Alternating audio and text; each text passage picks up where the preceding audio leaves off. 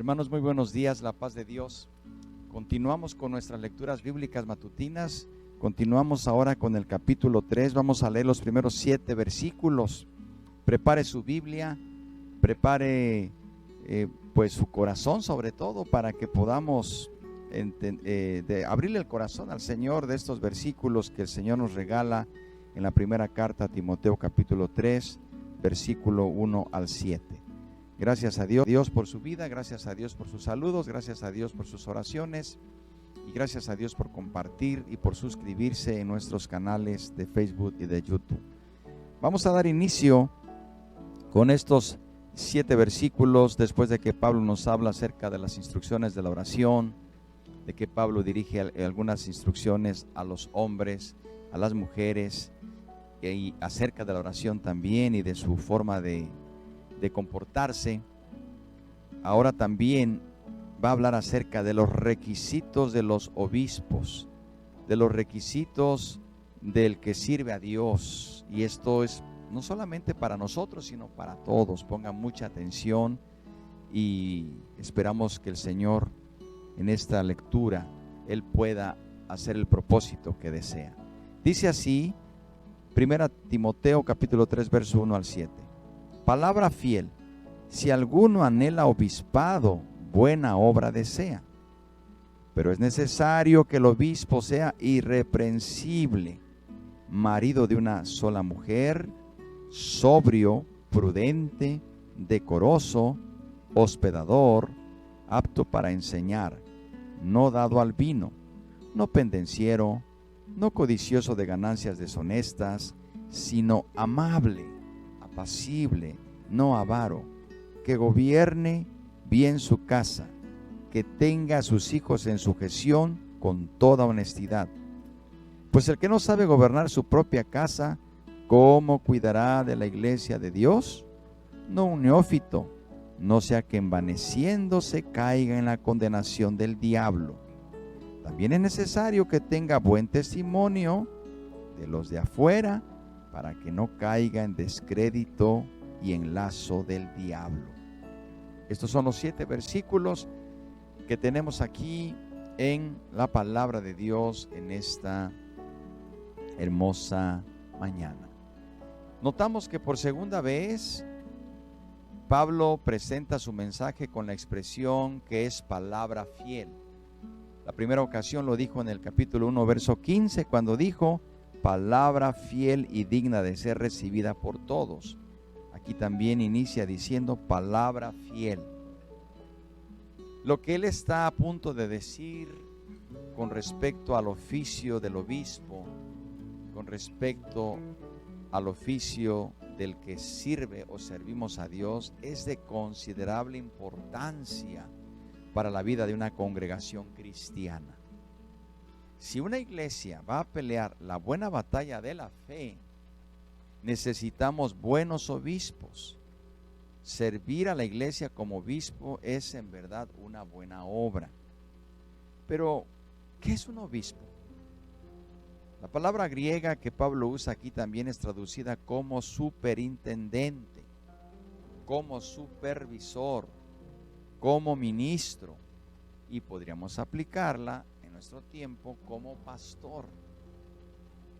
Estos hombres deben de ser obispos para pastorear la iglesia de Dios, como dice Hechos 20:28. Por tanto, mirad por vosotros y por todo el rebaño en que el Espíritu Santo os ha puesto por obispos para apacentar la iglesia del Señor, la cual él ganó por su propia sangre.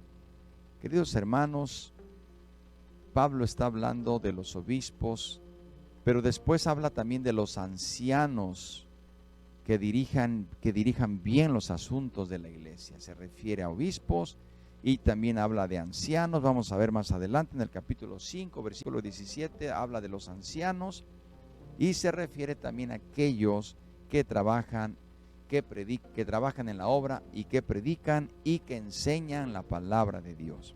Así que podríamos decir que ambos términos, obispo y anciano, se usaban para hablar del mismo oficio, de un pastor, de un superintendente, de uno que predica o enseña la palabra de Dios. Hoy nosotros nos identificamos más con el término pastor. Ahora bien, cuando nosotros estamos hablando de estos asuntos, queridos hermanos, debemos saber, dice, si alguno anhela obispado, buena obra desea. El que anhela servir a Dios, el que anhela enseñar, el que anhela predicar la palabra de Dios, dice que una buena obra desea. Es decir, qué bueno. La iglesia necesita de hombres y mujeres que deseen predicar la palabra de Dios. Jóvenes, señoritas, damas, varones. La iglesia necesita de hombres y mujeres que tengan el deseo de predicar la palabra de Dios, que quieran ser pastores, profesores, evangelistas, que se preparen en los estudios para que se capaciten para esta obra tan noble. Es una necesidad urgente. Necesitamos obreros, necesitamos maestros, pastores, evangelistas. Sin embargo, el que anhela servir a Dios, enseñar la palabra, es un motivo de alegría. Pero,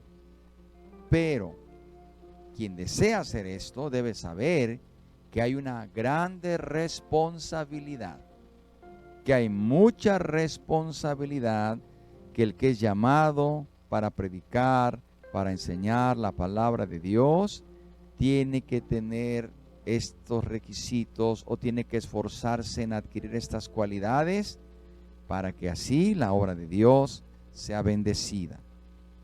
Él está mirando, Pablo está mencionando algunas cualidades que debemos tener presente cuando dice que es necesario que sea irreprensible. Esto casi es decir irreprochable primeramente ante los ojos de Dios. Ahora, ¿habrá alguien que sea irreprochable ante los ojos de Dios? Nadie. Todos tenemos algo que Dios debe corregir. Esto es difícil de decir. Hay alguien que sí es irreprensible, que no tiene nada que se le reproche. No, queridos hermanos, sabemos que todos somos humanos y somos imperfectos. Y uno podría decir, entonces, ¿quién va a reunir estos requisitos?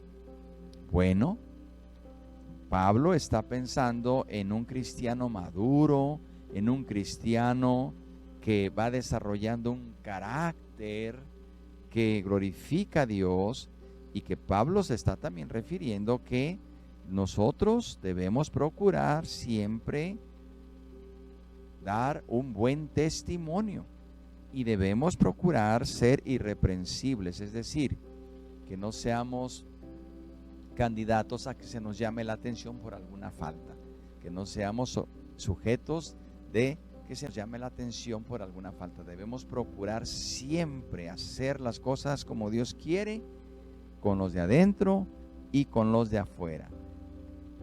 También dice, marido de una sola mujer. Quiero decirles que esto también es muy importante, porque en los tiempos de Pablo había algunos que estaban prohibiendo casarse, que no se dieran en casamiento. No, el marido el obispo debe de ser esposo, debe de ser padre. En aquel tiempo recuerde usted que Pablo habla de que algunos prohibirían de casarse. Queridos hermanos, por el contrario, debe ser marido de una sola mujer. Desde luego que Pablo no está pensando en la poligamia, hermanos, porque ya sabemos que la poligamia, es decir, tener muchas esposas o más de una esposa. Sabemos que de un tiempo bíblico hacia nuestro tiempo, la poligamia no es permitida. Es más, desde un principio Dios le dio a Adán una sola mujer. Pero la degeneración, sabemos, del hombre llevó a la poligamia. La poligamia nunca ha sido autorizada por Dios, tener más esposas. No, Dios siempre diseñó el matrimonio entre un hombre y una mujer, y hasta que la muerte los separe. Ese será un asunto en otro momento, de ver ese tipo de situaciones, pero vayamos a lo que Pablo está diciendo aquí. Está diciendo que nosotros debemos dar buen testimonio de una vida moral con nuestra esposa que honre y alabe a Dios. También, queridos hermanos, está hablando de varias cualidades que podríamos aquí analizar muchísimas cosas, pero debemos saber que también debe ser sobrio, prudente, decoroso, debe de ser también hospedador, apto para enseñar. Esto nos lleva a prepararnos continuamente, a ser siempre aprendices, no pensar que ya lo sabemos todo. No debemos ser dados a los pleitos, no codiciosos de ganancias deshonestas, sino amables, apacibles, no buscar la avaricia. Debemos gobernar bien la casa, nuestros hijos tenerlos en sujeción con toda honestidad y en la autoridad de Dios. Y estos requisitos nos llevan a pensar, ¿quién puede cumplir todos estos requisitos? ¿Habrá alguien entre nosotros que cumpla todos esos requisitos, hermanos? En la pregunta, yo le pido que solamente piense en una cosa: por gracia y por misericordia estamos aquí, y que ciertamente debemos esforzarnos en aspirar a tener este perfil. Y quizá usted diga, yo no soy pastor, yo no enseño la palabra, yo no predico, y usted puede decir, creo que esa palabra no es para mí. Yo quiero decirle que ciertamente nosotros tenemos una grande responsabilidad en cubrir estos requisitos, estas cualidades, pero usted, cristiano y cristiana, debe esforzarse también, porque de ninguna manera tampoco el Señor permite que un cristiano sea marido de varias mujeres, que sea pendenciero, pleitista, que se dedique a la avaricia, que use palabras altisonantes. Esto aplica para todos los cristianos y cristianas, pero los que predicamos tenemos una grandísima responsabilidad. Ore por nosotros, ore por su pastor, ore por sus maestros, ore por los que están al frente de la congregación, porque realmente nosotros estamos llamados a ser luz del mundo, resplandecer en medio de las tinieblas. Y qué grande responsabilidad el Señor nos pone. Pero si queremos, como dice, si anhelamos, buena obra deseamos. Sin embargo, aquí están los requisitos.